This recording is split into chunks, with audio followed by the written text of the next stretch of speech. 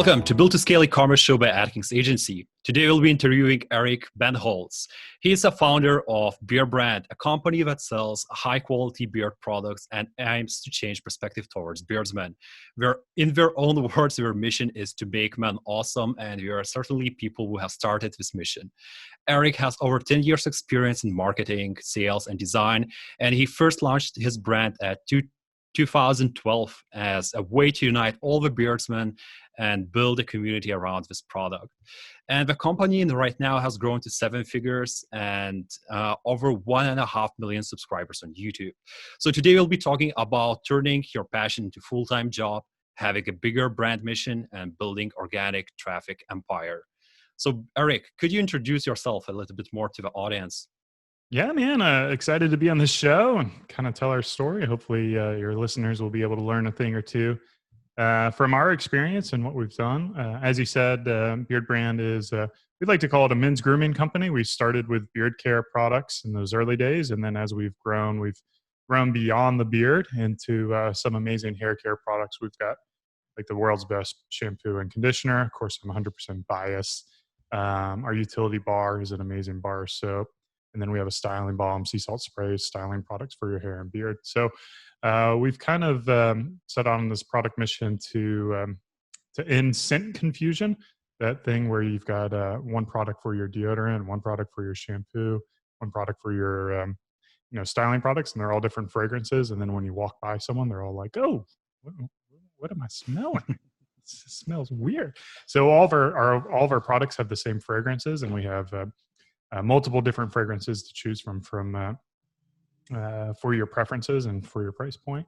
So we're a completely bootstrap company. We launched the community in 2012 on YouTube, on Tumblr, even on our own blog. And then I was lucky enough to get approached by a reporter for the New York Times in late 2012. And I convinced Lindsay and Jeremy, my business partners, to turn this kind of like side project, passion project into a real business, a real e-commerce business. And that's when we launched an e-commerce store in a couple of days on Shopify, and just had an agreement with a vendor for some products. We didn't even have our own products at that time. And just whenever we made $1, we put it back into the business. So that first year was just staying really lean. I was eating a lot of ramen, wasn't paying myself at all. Any dollar I made would go back into like developing products and doing PR efforts or creating more content. And we've been able to organically grow to a 7-figure business, a team of about 15 here in Austin, Texas. And as you said, YouTube community that's grown over 1 million. And yeah, man, it's been a fun ride. Certainly, it sounds really awesome. And tell me, how was the idea initially born, to sell these type of products? Yeah, so I think there's 2 types of entrepreneurs. There are those who are brilliant business people who see opportunities in the marketplace and are able to execute on those market opportunities. And then there are those who are kind of passionate creators, inventors, entrepreneurs. And I kind of I would say I fall in the later category. Like I used to work as a financial advisor at a mega bank, and they want you to look a certain way, suit and tie. They want you to, have that side part and a fresh shaved face. And I didn't feel like that was really my kind of style. So I quit working there. I grew out my beard and tried to start this other business, like a marketing design business.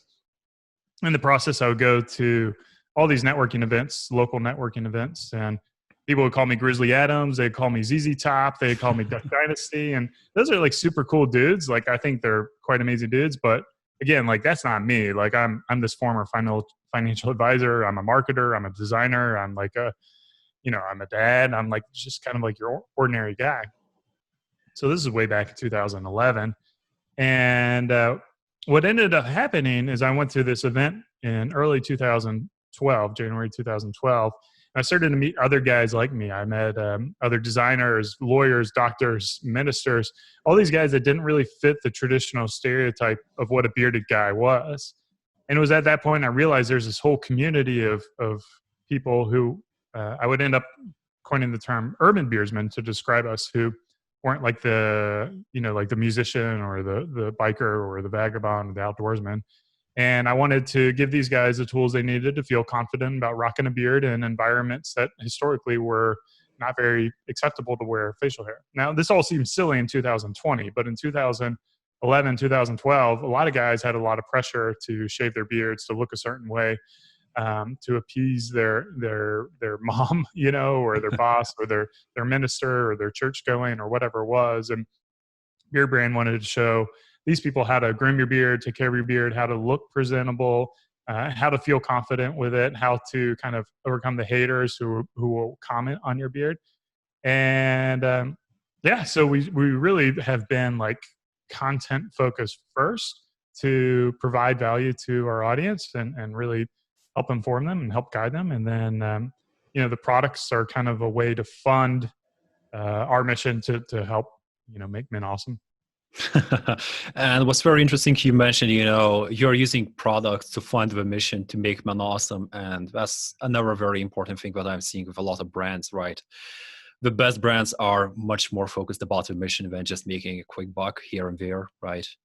Yeah, I think I think most companies think about the product first rather than, and there's no right or wrong way to build a business. I don't want to say like our way is better than other ways or imply that at all. So I think you just have to understand your strategy and what you're doing. And then based on your strategy, it's going to lead you to various channels and strategies for execution, for growth. So for us, like, because we're very mission focused, it's really important to have like that organic component, that real component, being able to engage with our audience and directly connect with them, versus maybe something that's more product focused is going to be kind of like features, benefits type of marketing strategy. Okay. And tell me, how did you get the first sales? Was it, before the Times noticed you, or was it after? Yeah. So we launched, I think it was January 28th, 2013 was when we launched the website. And I went onto Facebook and I just posted like, hey, check out our website. And in a funny story, like my marketing company at the time, it was not a very successful marketing company. I was making like maybe $1,000 or $2,000 a month. And my first customer of that marketing company found me on Craigslist, and I did some kind of like, banners or ads or something like that. And I didn't know the person at all. Like she just randomly found me. So anyway, she was connected to me on Facebook. And when I posted that, she also was the first customer of Beardbrand as well. She bought the product for her son. So it was kind of like kind of special. And then when the New York Times article posted, I think we got a couple sales from that. Okay, just a couple sales, right? Oh yeah. It was nothing. It was like okay. That's the thing with like media. Everyone thinks like you get on, we were on Shark Tank, but you get on Shark Tank or you get on this, you get on that, all of a sudden you're going to have like all this stuff roll in. And the reality is like some articles like rank really well on social media and Google, and you'll be able to generate a lot of traffic from there. And some of them just kind of flop and go dead in the water. So you just have to try to get as much coverage as you can, and then hope like the sum of the parts outweigh all of it. Yeah, so basically it just adds up, over time. And you mentioned the Shark Tank, right? I guess very interesting topic. We ourselves are approached by quite a bit of Shark Tank brands, right?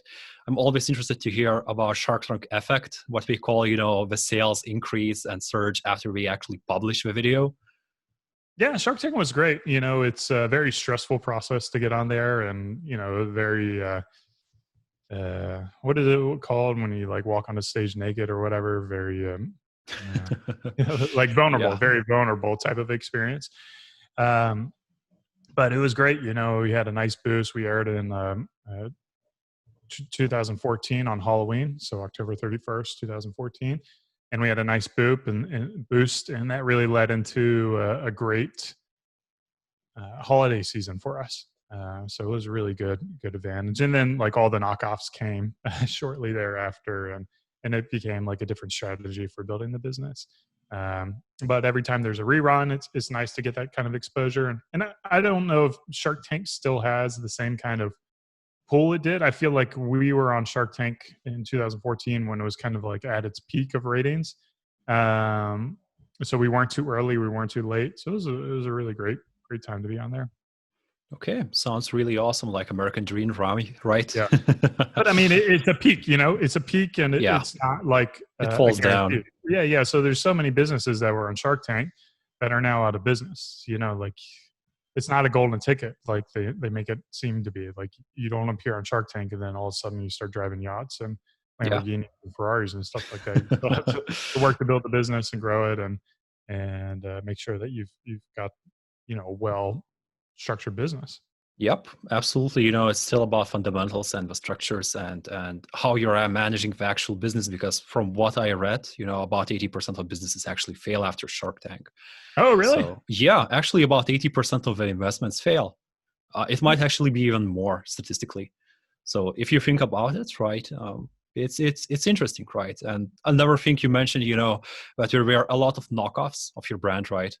Oh yeah, man. Um, I wouldn't call even them knockoffs, but there's been a lot of products in this space. I would say a lot of them actually even used very similar marketing to what you did, right? Yeah. About, I guess, similar, messaging of a brand, right? About making men awesome again. So how Yeah. do you feel about it? Well, I mean, like it's a blessing and a curse. We realize this from day number one that our industry, there's a very low barrier to entry, which was great because it allowed us to build our business, to get off the ground, to bootstrap. We started with a $30 investment, like, and we're able to kind of grow organically from there. But at the same time, it means you can have hundreds, if not thousands of competitors who do the exact same thing. So we always knew that, and kind of one of our core values is freedom, and we recognize that our customers are free to buy from us and free to buy from our competitors. So knowing that they have that freedom forces us to create an experience that is better than they could get from the competitors. So it kind of keeps us honest and keeps us customer focused and product focused, and not resting on our laurels. I really don't like business models that have high barriers to entry or prohibitive competition. I think the best things for consumers are ones where there's really a lot of competition, and that really elevates the products and the experiences that consumers are getting. So I'm pro consumer, and if it means they buy from someone else, then we got to get better. Yeah, and I think it's awesome thinking, right? This is a very similar thing how we are thinking about the agency, right? Either we provide amazing quality service or somebody just will go somewhere else, right? Exactly. And I mean, like for us, talking about agencies or talking about vendors or anything, like we work with agencies who kind of put their the money where their mouth is. So they don't have like year contracts or 6 month contracts or anything like that. It's like, give me a month and I'm going to grind it for this month, and I'm going to earn your business for the next month, and I'm going to earn your business for the next month. And never assume that they have a client's business in the bag for a period of time. And I think Yeah. that kind of allows for laziness. So This is what we are doing, same, like monthly contracts plus additional, we are taking quite a bit from performance. So we do have like a small fixes, right, on the side. I mean, for some people it might be small, for some it might be large, right? But we do have fixes, but we have performances. So this is why we're always like driving that performance and pushing for that next level.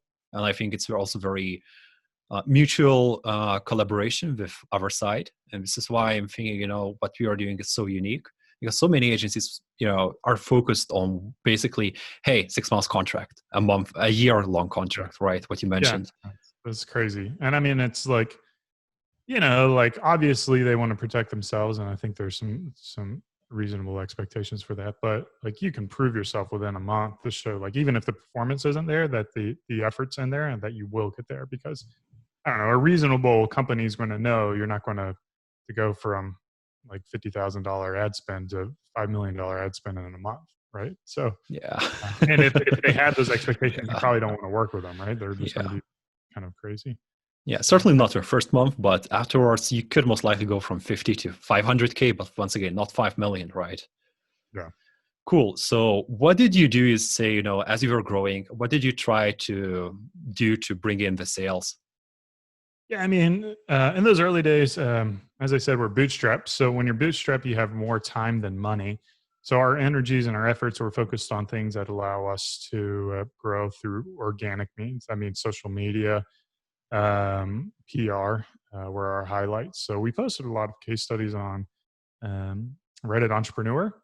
which I think did well, and that led to getting a lot of exposure on different podcasts. So I was able to be on like John Lee Dumas, Entrepreneur on Fire, Mixergy, um, with Andrew Warner, and a few other notable podcasts. And some of those podcasts, I mean, back in the day, were really on the early stage. So I know they don't have the same audiences that they do now, but it was really great to be able to get a little bit of initial momentum and kind of like parlay that into other PR opportunities. And then, of course, on the organic side, we created a lot of content on Tumblr and YouTube and our blog as well. So we generate content that I did guest posts. I'd write one of my buddies' website, realmenrealstyle.com. I did a how to grow a beard article, and that drove an insane amount of traffic to our website. So being able to kind of do content like that was really beneficial to us in those early days. So it was like, you could even say, it was early PR plus influencer marketing. Like, I think it was Alpha Man Consulting, right? Style Consulting. Yeah, Alpha M, Aaron Marino. Yeah. We did a video collaboration with him as well, which allowed us to get a little bit of exposure to his audience. And we're always down for collaborations. So Cool. We've been able to be able to get, some really I've worked with some really amazing creators over the years and had them on our channel, or we've been on their channel. It's just fun stuff to do. Like, I never have expectations for success with that. So like if I get 1,000 views or if I get 1 million views, like, it's just kind of that relationship that I get out of it, which is the big value. And then you never know how that's going to be, 5 years down the road or 3 years down the road. So that's another thing about us is, like, we're building a business for the next 5 or 10 years. We're not trying to flip a business in 3 years and, make $1 million and drive our Lambos, and like flash and bling on the internet. So it's a lot more fun to build a business where you're enjoying the journey, and you want to have something that's maybe more generational, maybe something I could pass on to my kids, or pass on to my business partner kids, or whatever it may be. Yeah, sounds amazing. And have you tried any paid marketing channels along the way? At what point have you tried some of them? Yeah, so we do paid as well. I post like a little pie chart with kind of our acquisitions, where people are being sourced, and it's a pretty even pie. So we do paid on Facebook, we do paid on YouTube, and of course we do AdWords as well. And we've toyed around with paid influencer or paid podcast stuff, even kind of like weird like email ad, like Live Intent, I think is the maybe The network name, right? Yeah, the network name, where you can buy ads on like emails from like CNN and stuff. So we've tried a lot of different paid strategies, and right now our focus is on Google, through YouTube and Google, and then Facebook and Instagram, of course. Okay. Do you run, let's say, any paid YouTube marketing? Yeah. We do a fair amount of that. So watch some of our videos, and then you'll use ad block. You'll see ads of me, shaving my beard or selling our beards. Yeah, I bet you hate me, right? I use ad block as a marketer. Yeah, I mean, I'd keep it on because I can see what's going on in the industry space and get a lot of good ideas. And I don't know, like, I would love to do ad block, but like, ignorance is not always valuable. Well, we do check it our ways, so I mean, you could have like 2 accounts, right? You could have your ad block account, and you could have your your market research account. Yeah, exactly. So this is what's interesting.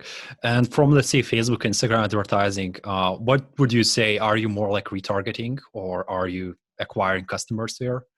Yeah, I mean, so we've done paid acquisition terribly for like 7 years of our business. It's never been our bread and butter. Organic's always been kind of our strong suit. And I would say it wasn't until we ended up killing our relationships with third-party vendors and bringing it in-house that we really started to have more clarity with our strategy. So right now our strategy is essentially all paid, is acquisition. So new customers or people who have visited the website who have never bought from us. And we're not doing any kind of remarketing to current customers. And then if we do promote to current customers, it's going to be through our email list. Okay. And from email list, let's say, how frequently are you hitting up with people? Do you, let's say, send more frequent content videos, or is it some sort of special offers? Yeah, we're emailing all the time. So we've got a lot of different strategies on email. We're using Klaviyo. Klaviyo is a great platform to be able to build. They're called flows, which are essentially multi-email campaigns that are automatically sent to people as they sign up. So if someone signs up and they've never bought from us, they'll kind of get this flow. This flow is like all education based, Welcoming. like how to Yeah. care, yeah, how to care for your hair, how to care for your beard. We'll link to videos, we'll link to products, and then we very rarely do promotional type of stuff. We may have like to us, promotion is like a new product launch or a new kind of gift with purchase or a new bundle or something like that. But we never do like 10% off or 20% off for sales or discounts. Um, so we try to maintain the sanctity of our pricing for the products. And we'll also, like, another promotional type of thing is like for now we've seen a boost with the whole COVID stuff, and we're essentially selling out of products. So we'll email our customers and let them know that we're out of products and in like a week's worth of time. So if you really want to make sure that you get it now, or else it's going to be out until June. So there's things like that we do, and then we're sending probably 2 or 3 emails a week through a campaign, which is going out to essentially all of our customers, and then we have multiple flows set up through intros or post purchase or abandoned carts. Yeah, sounds about right what you're doing. I guess even you're excluding what you're sending through campaigns, right, out of the people who are in the flows right now, so they wouldn't get, too spammed. Yeah, there's rules where, if they just got an email, you're not sending another one. I don't know how Yeah. every particular email that's going up and all the rules that we have set up, but we'll do a lot of exclusions. And exclusions are really going to be your strategy in paid marketing, as well as you want to make sure you're not remarketing to customers. So you'll export your customer list and exclude all those people for Facebook marketing. Yeah, actually, you want to remarket to purchasers, right? You just want specific messages there. Not sure if you have tried, but just a thank you video to people who have purchased from you like in the last 30 days can get you raw at like 15, 30 sometimes. Just I don't very know. basic video. Yeah, just thank you, from a business owner. Hey, I'm Eric. Thank you for purchase. Yeah, that's a good idea. I'll have to create a Cool. little video for that. Yeah, we can brainstorm a little bit afterwards after this recording. Cool. So let's talk a little bit more about YouTube organic content, right? I think you mentioned that it's almost your, like number one traffic driver. Yeah, we did the math on it. 40% of our customers first heard about us through our YouTube content. So it's a pretty big chunk of our business. Yeah, that's a huge. And how did you find out that this channel is working for you? Have you tried like, spread and pray tactic, or have you immediately identified, hey, I'm seeing other people succeeding in YouTube, and I'll just do the same? Yeah, it goes back to, having more time than money and kind of doing the things that you have skills in. So I'm fairly apt at speaking in public or giving presentations, telling stories, and then I can learn how to edit videos. Like, I never knew how to edit videos before YouTube, but you kind of have to learn. Our edits are, especially when I was doing it, were quite terrible, but it gets the job done. And I can produce a lot of pretty good content really quickly, and that's why we focused on YouTube. Whereas a lot of people don't have that same kind of skill set. So there's more of a product of my skill sets and what I enjoyed, rather than like, oh, here's a strategy on YouTube. Let's go and do it. And then it's been a lot of faith in the early days. We didn't really do a lot of attribution tracking to really know and understand how much business was driving. And then about, I would say 3 months ago, we implemented this little app into our Shopify store called Grapevine, and it allows you to ask a single question in your checkout cart after they've made the purchase. And we just ask, where did you first hear from us? So we've got about 20 different options on there, and then we're able to collect data. And we found that data is a little more accurate than kind of like Google Analytics. Yeah, that's been really good for us. Yeah, let's not talk about Google Analytics because in my finding, like about half of information there is not correct, not attributed to the right marketing channel, or just being lost somewhere in the tracking. Yeah, yeah. Attribution's always been a challenge for me, and it's probably a reason why we've gone through waves of turning things on and turning them off, and not growing the way that we should have grown. But that's there's a lot of things that I had a conversation with my growth guy yesterday, and he's like, "Man, I wish we had this strategy, like 5 years ago." And it's like, yeah, but there's no time for like the present. So you kind of learn things over time and figure things out, and that's part of building a business. Is like on day number one, you're not going to know everything that you should know about how to build your business, how to communicate to your audience, how to promote your products. All that takes experimentation, and you have some wins, and then you kind of feed off of those wins. Yeah, and for tracking the traffic sources, etc., I could recommend you one software that's doing amazingly better job than compared to Google Analytics. It's called Hyros. Not sure if you have heard about it. It's pretty fresh software, but basically it integrates with everything that you're doing, from YouTube ads to YouTube organic content. Of course, What's it if you're called? clicking the link, Iris? Hyros, yeah. Oh, higher Um, HIROS. IROS, Hyros. Yeah, I will send you over after the Okay. call, Yeah, right? just But it solves this problem and it tracks things up to like 2-3 years back, right? Of course, you need to have it installed, but it tracks things much more consistently compared to what Google Analytics does.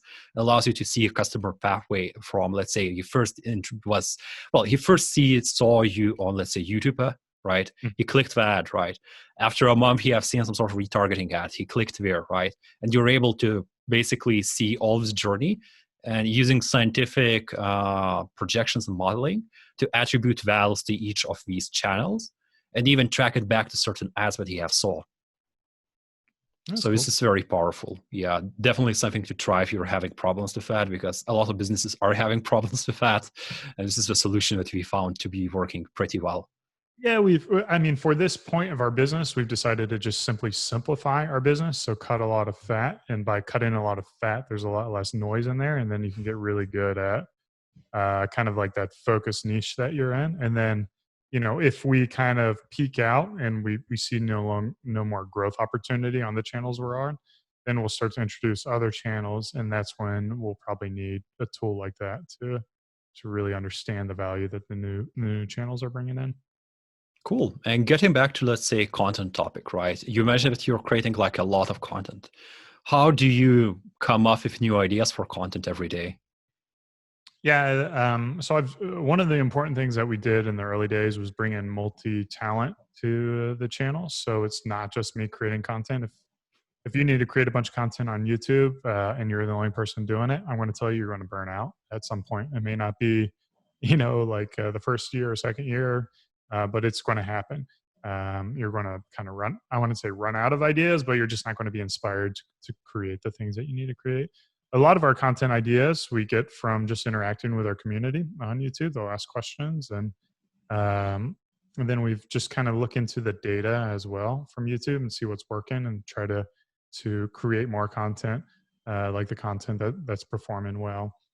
And then, just sometimes you just sit back and you're like, I got to create a video today. I got to have something to talk about. And then you create something, and, sometimes it's just complete and utter flop. And then sometimes you're surprised and you're like, oh, wow, people really resonated with what we created. So, yeah, man, I would just say, like, when you create stuff, it's like, body in motion stays in motion. Same thing happens with creating content. Okay, so you just basically get into it and, communicate with your audience and just figure out, what is the next step. Yeah, you do, like, especially with YouTube, you do want to have a general idea of how you can create about 20 videos. So if you don't have a general idea of what those first 20 video topics are going to be, then wait to create a channel until you can come up with that content. Because to find success on YouTube, you really need a gluttony of content to be successful. You can't get away with just 5 videos, and one video a month. So yeah, you definitely need to have a foundation of ideas. I think like YouTube algo actually rewards you for putting more content out there weekly. So I guess Yeah, it every relates. channel is different. There's certainly some channels that can get away with like monthly content. You know, if it's like one channel off the top of my head, Primitive Technology, the dude only uploads like once every month or a couple months, but every time he uploads, it just crushes it. But he's doing like these mega time-consuming projects that no one else is doing. So there's always going to be that fine line, and but the current algorithm has moved away from like this vlogging daily type of content to fewer like one or two posts a week that are a little more engaging with the audience. So less higher quality content is better than daily average content. Okay. So And I have seen that you actually appear in a lot of videos yourself, right? Do you think it has a positive effect on business when, owner is not hiding behind the camera or behind the screen? yeah, I mean, I hope so, but not everyone's going to like me either. So, for all the people who enjoy my personality, my voice, my style of delivery, it's great. But then for everyone who likes me, there's another person who just can't stand me, which, whatever. It's my company. So I'm going to, I'm going to be based, and like, that's kind of the other thing is like, there's a lot of risk in bringing in other talent. They could get drunk, or they could, get a DUI, or they could, hit someone. There's all sorts of like risk, but I know who I am and my personality, so there's less risk and kind of those things for me. And then I'm committed to the business, so I'll be here for the next you know, however many years. Yeah, you're just basically having fun, right? Well, I mean, I would like to say I'm just having fun, but like every business owner knows there's good days and bad days. So I'm trying to have as much fun as possible enjoying this journey, and we are very fortunate with the business we've built, and we are enjoying the journey. But it certainly hasn't been without its headaches and challenges. I mean, every business has, there's ups and downs, right? It's normal. And let's say I heard from you that you mentioned a few times, building relationships with customers through video, right? What would be your tips? Let's say, how would you recommend somebody who maybe hasn't ever done any videos to be themselves and be able to build these relationships on video? Yeah, I mean, the thing is, like, if you feel super uncomfortable being the face of the brand or whatever, don't do it. Like YouTube, you got to focus on your skill set. It could be script writing, it could be editing, it could be building relationships or collaborations. Like there's a lot of ways that you can imprint your DNA or your soul into content on YouTube, and then find collaborators to do the things that you're not good at. Like I don't like video editing, so I've got a video editor who does that kind of stuff. But a lot of content is made through the editing. So like if you want to tell that story through editing, then you can do that. Or a lot of content's told through like the storyboarding and the writing, and you can kind of do that. So my recommendation is not to do something that you're uncomfortable with, because if you do that, you'll do it for 3 or 4 videos, and then you're going to burn out, and then you have just essentially wasted your time and gotten no traction at all. So do the things that you enjoy, and then work with the people, or do the things that you can suffer through long enough until it's going to be successful, which is in YouTube terms is going to be like 2 years. So what can you suffer through for 2 years before you're able to make those hires? Okay. And maybe you have found over this time, some sort of tricks or strategies how you can combine YouTube organic traffic with some sort of remarketing strategies or something. It's because once again, I guess majority of the traffic that comes from YouTube is kind of like first touch, right? But we are not immediate buyers, so it's long-term game.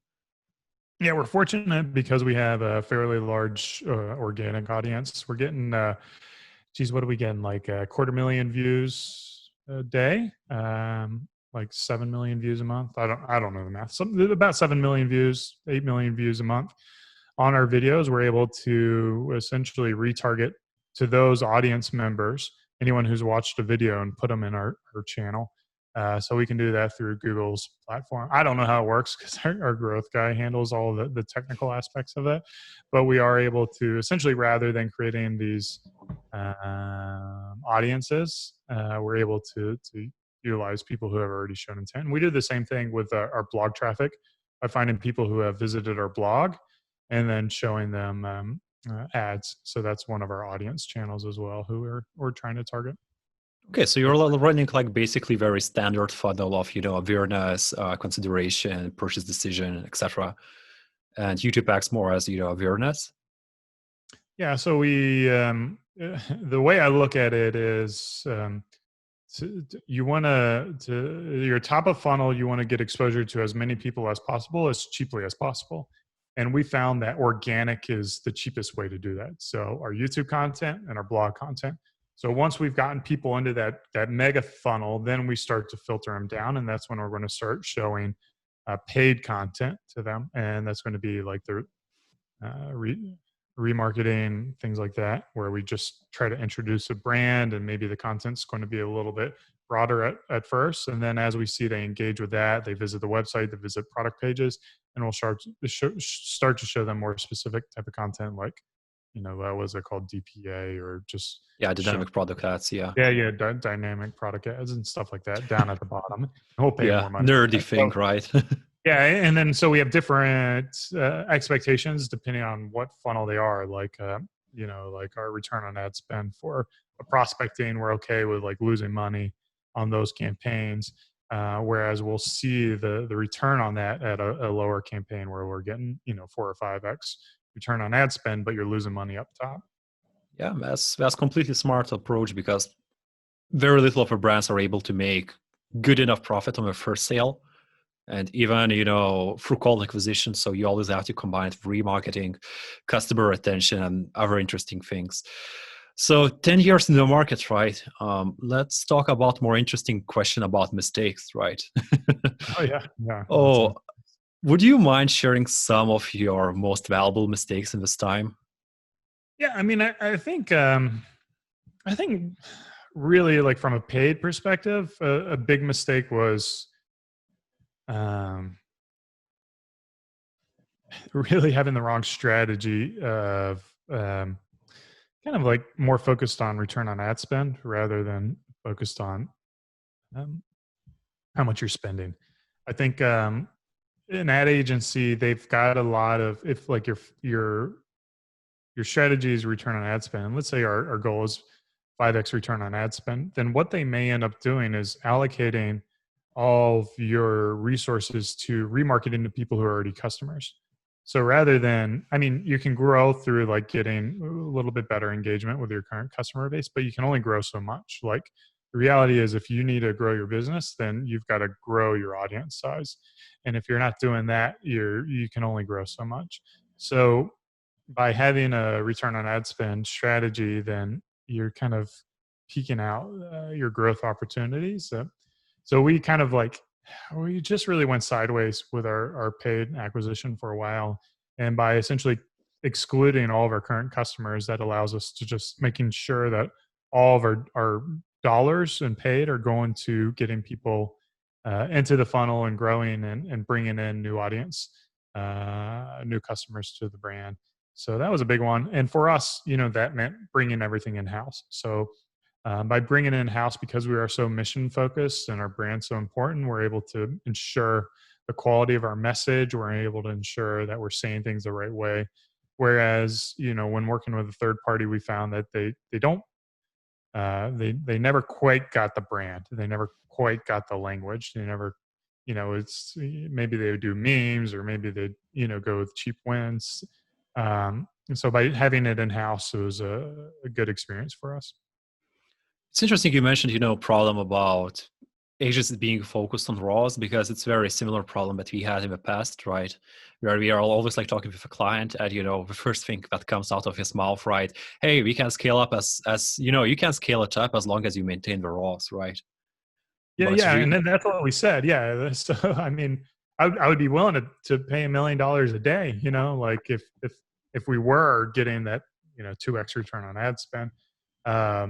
But I think it's maybe some agencies may not have that confidence to just make those hard calls in the early days where you're having a lower performance to know that it's going to pay off in 3 or 4 months. So I don't know. And it could be the relationship. Like, we weren't giving them, it always comes back to us. Like, we probably weren't giving them the right content. We weren't spending enough time, like, giving them guidance on what was working, not working. Like, we were just kind of like, here you go. grow it.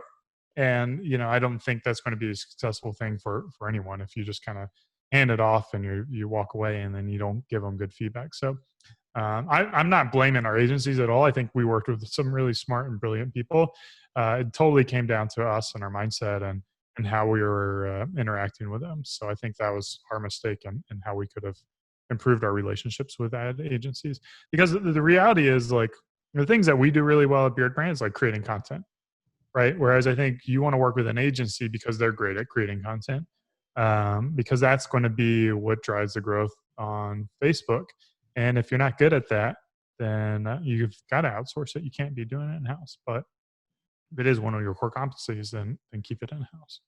Cool. And what you mentioned again, I wouldn't, I guess, agree that it's up to both sides, right? Of course, both sides has to participate in it, but in my own experience, I always like to take all responsibility on our own side. I know what we can do, so if a client is thinking this way, what he can do to change his thinking, right?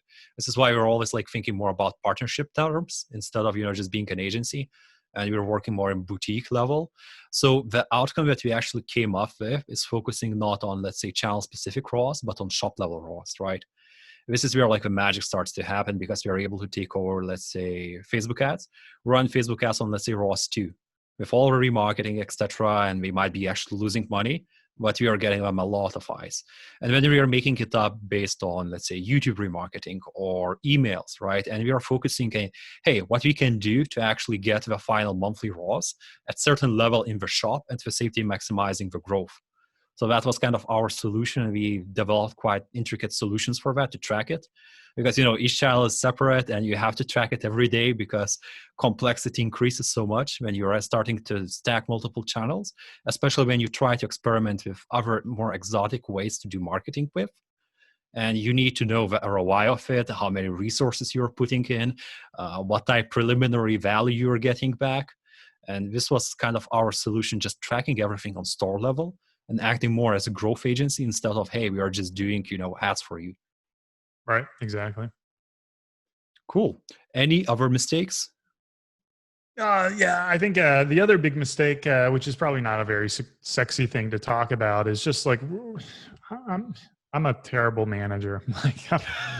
I'm a nice guy, and I like people, and I like my team, and I think I've got some great team members. But I'm not the guy who's holding people accountable. I'm not the guy setting KPIs. I'm not the guy like doing any of these things. And like we always kind of historically, especially in those early days, we just hire people hoping that they would, solve all of our problems. And subsequently they didn't. And then we get mad and frustrated.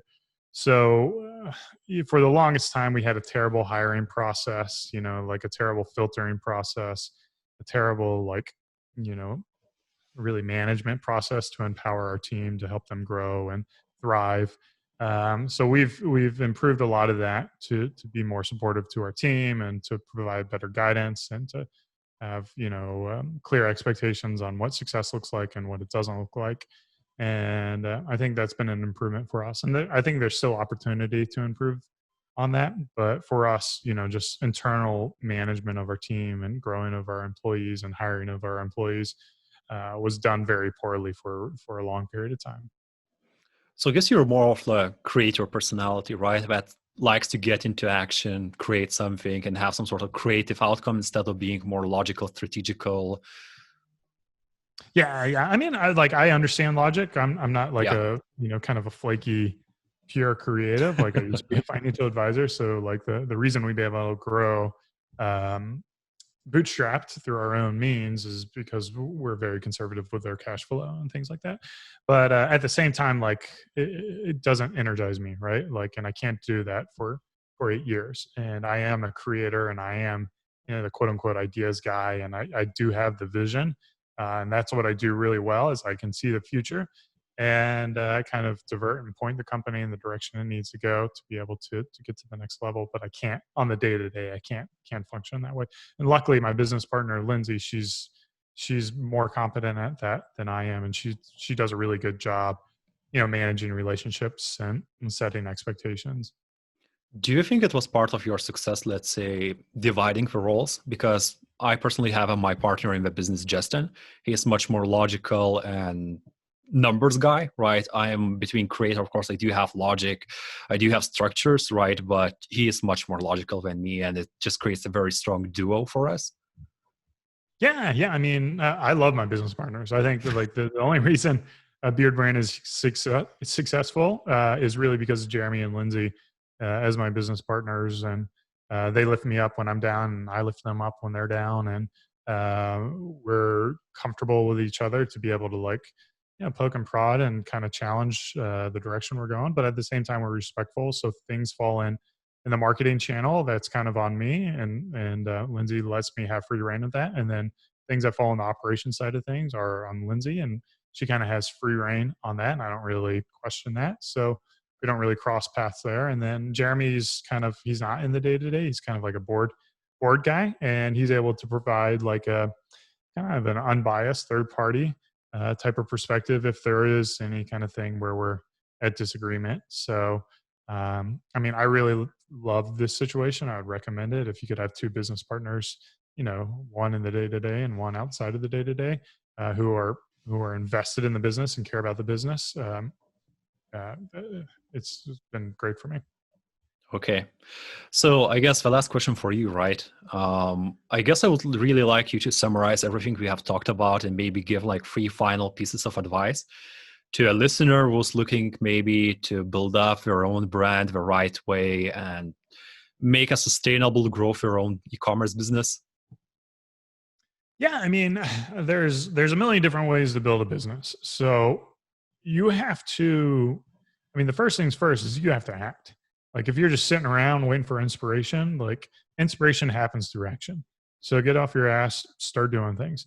Now, the other thing is there are tons of different ways to build a business. There's, build it like Beardbrand that's focused primarily on brand and organic, or there's build it, through Facebook marketing and product features. So find a company that is an inspiration to you. Find a founder or a business owner who has values similar to you and see what they're doing, and kind of take the lessons that they're sharing and implement those into your business as kind of like a roadmap. But ultimately, like you have to create your own roadmap. You have to figure out your own pathway. And you just got to do it. Like there's, you're going to make mistakes, and those mistakes are going to help you learn and grow. And then like, if you don't understand math, like hire a CFO or a part-time CFO or have someone help you understand, because, we talked about this with Shark Tank, how 80% of the companies are out of business. And so many people think that money is the issue. And our business was operating when we were making $2,000 a month, and it's operating when we're making $200,000 a month. It's, like more money doesn't solve problems. If your problems are basically you're spending more money than you're making. So you've got to figure out how to have a business that's operationally functional with positive cash flow and is profitable. And obviously there's, like these unicorns that run on negative profits for years to hopefully hit scale. But if you're trying to build a bootstrap company, you can't be doing that. You've got to figure out how to make money today. Cool. So, but thank you for coming to the show, and it was really nice talking with you. Yeah, man. It's been my pleasure. A lot of fun. So what? See ya next time? Yeah, anytime.